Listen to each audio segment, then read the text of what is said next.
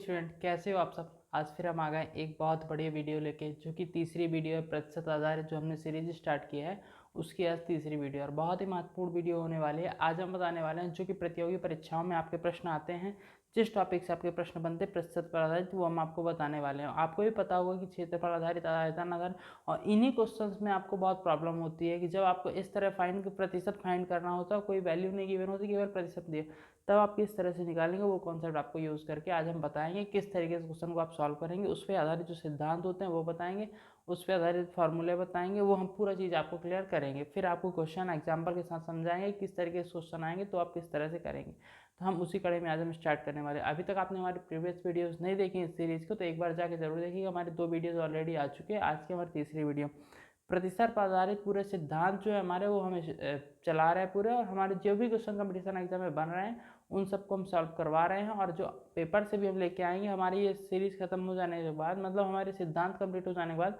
उसके बाद जो पेपर्स में आए हुए हैं जैसे एसएससी हो गए, आईबी बैंकिंग के हो गए, रेलवे के, इन सब से मिला के हम जो क्वेश्चन बने हुए हैं प्रतिशत पर आधारित, वो सारे क्वेश्चन लेके आएंगे जो कि इस टॉपिक्स जो हमने पढ़ाया है उसी बेसिस पे होंगे। तो पूरे चैनल में बने रहिएगा, चैनल सब्सक्राइब जरूर कर लीजिएगा। देखिए, हम एक सिद्धांत लेके आए हैं। देखिए, बहुत बढ़िया सिद्धांत है। इसमें क्या लिखा है कि किस सिद्धांत पे हमको काम करना, क्षेत्रफल में प्रतिशत परिवर्तन होता है उसको हम कैसे निकालेंगे। यदि केवल हमको त्रिज्या या आयतन में दिए हुए परिवर्तन, तो हम किस तरह निकालेंगे। इसके लिए हमारे पास दो दो तरीके होते हैं, दो अलग अलग तरीके से हम क्षेत्रफल निकालते हैं, क्षेत्रफल और आयतन। पहला तो होता है हमारे द्विविमीय आकृति। आप सब जानते होंगे द्विविमीय आकृति क्या होते हैं। ये सामने त्रिभुज हो गया, चतुर्भुज हो गया, और ये हमारा क्या हो गया, एक तरह से कहना चाहिए पंचभुज हो गया, है ना, पंचभुज हो गया, है ना। तो ये सब क्या होते हैं हमारे द्विविमीय। लेकिन इसके जो त्रिविमीय भी होते हैं, त्रिविमीय क्या होते हैं, घन हो गया, घनाभ हो गया, द्विविमीय वर्ग वगैरह हो गया, ठीक है।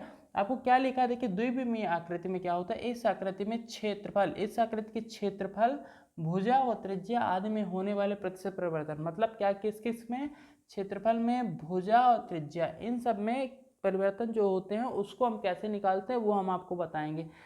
उसमें क्या क्या हो सकता है द्विविमीय, जैसे कि द्विविमीय की बात कर रहे हैं, द्विविमीय क्या क्या हो सकते हैं, वृत्त हो सकते हैं, वर्ग हो सकता है, आयत हो सकता है, त्रिभुज हो सकता है, चतुर्भुज हो सकता है, पंचभुज, ये सारे क्या हो सकते हैं हमारे द्विविमीय आकृति हैं। तो इनमें हम कैसे क्षेत्रफल, भुजा और त्रिज्या में प्रतिशत परिवर्तन कैसे निकालेंगे वो हम आपको बताएंगे। इसी तरीके से आप देखिए कि त्रिविमीय आकृति में हम किस तरह से निकालेंगे, क्या हमको परिवर्तन करना होगा। देखिए, इस आकृति के भुजा और त्रिज्या में होने वाले परिवर्तन, मतलब हमने लिख दिया कि भुजा हमारी 10% बढ़े तो त्रिज्या कितनी परसेंट हो जाएगी, ये सब हम यदि दिया हो तो कैसे निकालेंगे। पर क्षेत्रफल या आयतन पर प्रतिशत, यदि हम भुजा और त्रिज्या में परिवर्तन करें तो हमको बताना है कि क्षेत्रफल और आयतन में क्या परिवर्तन होगा, ये हम कैसे ज्ञात करेंगे वो हम बताएंगे। त्रिविमीय आकृति आपको अभी हमने बताया घन घनाभ होता है, इसके अंतर्गत गोला, घन, घनाभ, बेलन, शंकु, है ना, प्रिज्म, पिरामिड, ये सब क्या होते हैं हमारे त्रिविमीय आकृति होते हैं। तो इसी पर आधारित आज हम प्रश्न बताने वाले, बहुत बढ़िया कॉन्सेप्ट के साथ आज हम लेके आए और बहुत बढ़िया क्वेश्चन हम आपको कराने वाले।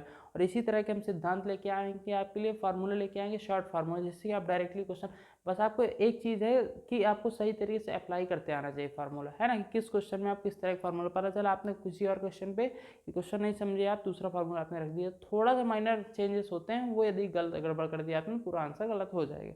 देखिए, हम जो पढ़ने वाले हैं अभी क्वेश्चन किस टाइप के पढ़ने वाले हैं कि लंबाई और चौड़ाई में एक समान प्रतिशत में कमी, मतलब यदि लंबाई में हम 10% बढ़ा रहे हैं तो चौड़ाई भी हमारी 10% बढ़ेगी, ठीक, कितनी, चौड़ाई में भी 10%, मतलब यदि बराबर बढ़ाएं तो क्या परिवर्तन होगा, क्षेत्रफल और आयतन, वो हम आपको क्वेश्चन कराने वाले हैं।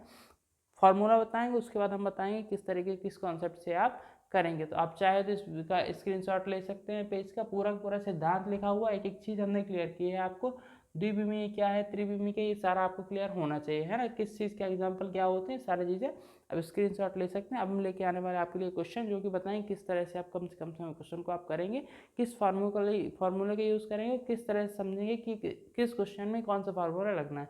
तो पूरी वीडियो जरूर देखिएगा। स्टूडेंट, जैसा कि आप देख पा रहे होंगे कि हम एक क्वेश्चन लेके आ गए हैं, बहुत ही बढ़िया, जो हमने अभी सिद्धांत बताया उसी पर आधारित प्रश्न लेके आए हैं। कि आपको क्या है कि हमने बताया कि आयत और वर्ग पे हम लेके आए क्वेश्चन, तो ये हमारा आयत पर आधारित है। क्या लिखा, क्षेत्रफल में प्रतिशत परिवर्तन कैसे निकालते हैं, क्या फार्मूला होता है, परिवर्तन बराबर होता है x + y, xy/100, जहाँ एक्स वाई क्या होता है, लंबाई चौड़ाई होती है, एक्स हमारी लंबाई, मतलब ये पहली वैल्यू जो हमको गिवन है, और वाई हमारी दूसरी वैल्यू जो भी गिवन है, लंबाई और चौड़ाई दो अलग अलग वैल्यू ही होती है आयत वर्ग में। ये चीज़ आप ध्यान रखिएगा, है ना। तो आपको करना क्या है इसमें कि फार्मूले में अप्लाई कर देना, डायरेक्टली आंसर आ जाएगा। आप समझिए पहले क्या बोल रहा है कि यदि आयत की लंबाई और चौड़ाई में 10% वृद्धि कर दी जाए। आप सब जानते हैं कि आयत कैसा होता है। आयत की क्या होती है कि लंबाई आमने सामने भुजाएं, सम्मुख भुजाएं क्या होती है, बराबर होती। तो बोल रहा है यदि हम लंबाई में भी 10% की वृद्धि कर दें और चौड़ाई में भी 10% की वृद्धि कर दें, तो पूछ रहा है कि क्षेत्रफल में क्या परिवर्तन होगा। सिंपल कॉन्सेप्ट है, हमने फार्मूला क्या लिखा है ये, और इसमें से हम निकाल लेंगे। देखिए क्या लिखा है, एक्स प्लस वाई, एक्स लंबाई और एक्स चौड़ाई मतलब 10 प्लस 10 प्लस एक्स वाई मतलब 10 गुणे 10 बटे 100। सॉल्व कर दीजिए, आंसर आ जाए। कुछ भी नहीं था, मतलब आप यदि नॉर्मली करने जाते इसको तो आपको काफ़ी समय लग जाता। पहले आपको वर्ग का क्षेत्रफल आयत का क्षेत्रफल निकालना होता, उसके बाद आपको 10% वृद्धि करके निकालना होता, जो उसका प्रतिशत आता है वो आपको बताना, तो बहुत लंबा हो जाता है। डायरेक्टली हम इससे आंसर निकाल सकते हैं। तो क्या होगा, ये 1 0 से 1 0 ये पूरा कैंसिल हो जाएगा, 10 और 10 कितना हो जाएगा 20, और प्लस इसमें से क्या आ जाएगा 1 हमारा, ठीक है। कितना आ गया ये हमारा 20 और 1 21%। आपका आंसर कुछ भी नहीं था, ये बस आपको फार्मूला याद रखना और आसानी से क्वेश्चन को कर पाएंगे। इसी तरह हम बताएंगे अब अगले सिद्धांत पर आधारित प्रश्न, और इसके हम आपको देंगे कुछ क्वेश्चन, आप इसके करके दिखाइए। जैसे हम इधर पे थोड़ा सा चेंज कर देते हैं, क्वेश्चन आपको करना है कि यदि हम इधर पे क्या कर दें, आप पहले देख लीजिए, इसका स्क्रीनशॉट भी ले सकते हैं इस क्वेश्चन का, है ना। आपने ले लिया होगा। अब देखिए इस पर यदि हम इस पर चेंज कर दें कि 20% वृद्धि की जाए, तो उसका आपको क्वेश्चन निकालना, वो आप ट्राई करिए और कमेंट में ज़रूर बताइए क्या है आंसर, है ना। सेम क्वेश्चन है, कोई चेंजेस नहीं, बस आपको वृद्धि कर दी है हमने परसेंटेज की, आसानी से क्वेश्चन आप कर सकते हैं। अब हम बताने वाले हैं आपको अगले सिद्धांत पर आधारित प्रश्न। बहुत ही अच्छा प्रश्न है, जो कि कई एग्जाम्स में आ चुका, हमने देखा उसको, रिपीटेड क्वेश्चन है, बस आपको थोड़ा सा नंबर चेंज होते हैं और कुछ नहीं होता एग्जाम में, बस आप कॉन्सेप्ट क्लियर हो तो आसानी से आप कर पाएंगे। तो हम बताएंगे अब अगले सिद्धांत पर आधारित प्रश्न, जो कि बताएं किस तरह से आप कम से कम क्वेश्चन को आप करेंगे। स्टूडेंट्स, हम लेके आ गए हैं आपके लिए एक सिद्धांत, वही है सेम, बस उसके नियम दूसरा है ना। कि आपके हम पढ़ रहे हैं क्षेत्रफल में परिवर्तन ही पढ़ रहे हैं, लेकिन उसमें भी अलग अलग तरीके से क्वेश्चन बनते हैं, जो कि हम आज आपको अलग डिफरेंट टाइप के क्वेश्चन पढ़ाने वाले हैं।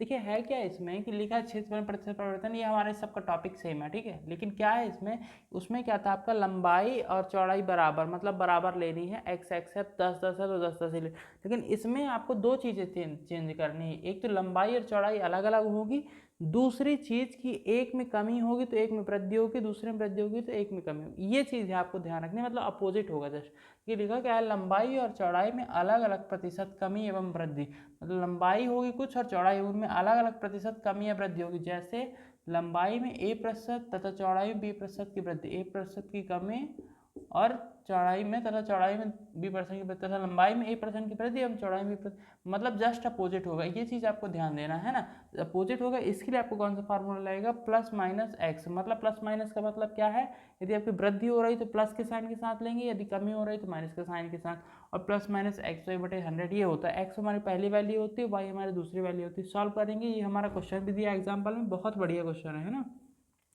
एक आयत की भुजा मापते समय लंबाई को 20%, कितना, लंबाई को 20% ज़्यादा माप लिया हमने और चौड़ाई को 10% कम माप लिया, तो उसमें क्षेत्रफल में जो प्रतिशत त्रुटि होगी उसको हम किस तरह से प्रतिशत में दर्शाएंगे, वो हमको आपको बताना।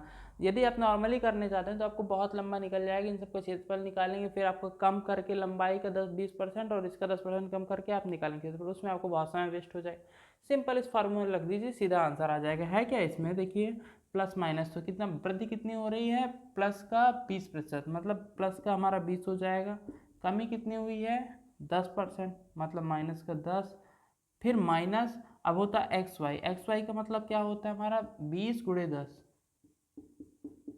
और बटे में आपका 100 हो गया।